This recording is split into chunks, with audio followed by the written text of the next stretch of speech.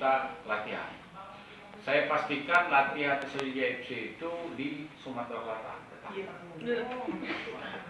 Ya, karena bisa jadi terjadi di luar karena apa? Stadion-stadion ini dipakai semua untuk renovasi. Dunia, tapi direnovasi.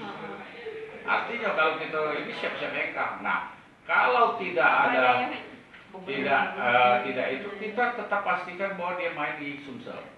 Bisa jadi kita nanti numpang di PDWA, bisa jadi kita numpang di lapangan Morenin, karena di situ. Bisa juga dari Pairaman lah kali ya. Ya kan tahu, belum tahu nih.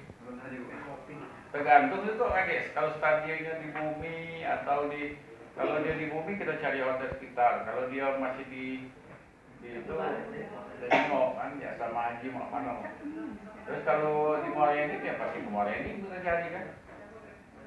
Supaya Raman santren.